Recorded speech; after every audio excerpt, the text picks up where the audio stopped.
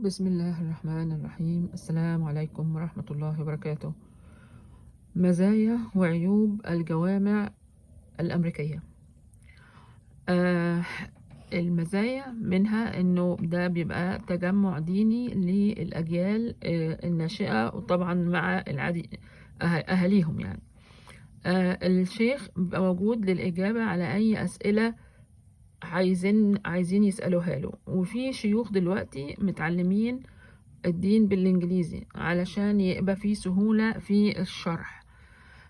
الحمد لله في إقبال كبير من الأمريكان بجميع الجنسيات لمعرفة معلومات عن الإسلام، فالجامع بيديهم وموجود عنده كتيبات بتعلم مبادئ الدين. وكمان في رمضان معظم الجوامع بيعملوا إفطار لأي حد في المنطقة مهما كان دينه، على أساس إن هم برضو، وحتى لو هم عايزين يفطروا معانا أو يصلوا أو يشوفونا وإحنا بنصلي، فأحيانا بيسمحوا لهم بكده، على أساس إن هم خلاص هيعلنوا إسلامهم يعني. المساوئ بقى، المساوئ مثلا هي إنه يعني 99% إنه طريقة الإدارة بتبقى ديكتاتورية. خلاص مفيش اي مناقشه في يعني مجلس اداره، ولكنه ولا له اي لازمه. وفي النهايه الناس بتسيب المسجد وتروح لمسجد تاني من كتر ما خلاص هي يعني تشبعت باللي بيحصل.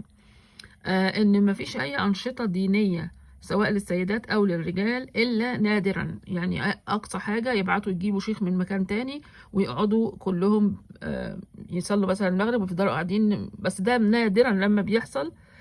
وده مش كافي. ما انا ممكن اعمل تجمعات دينيه للاولاد، ممكن اعلم البنات، ممكن اعمل حاجات كتيره. وبعدين بعد كده لو ان الجامع بيبقى مصمم ان هو يعمل ويقلد الجوامع التانية ويفطر الناس في رمضان وهو معهوش فلوس كافية، بتنتهي العملية بان رمضان بينتهي وهو شبه بيفلس، نتيجة برضو سوء الإدارة. ما مش كلنا زي بعض يعني. وربنا إن شاء الله يهدينا جميعا.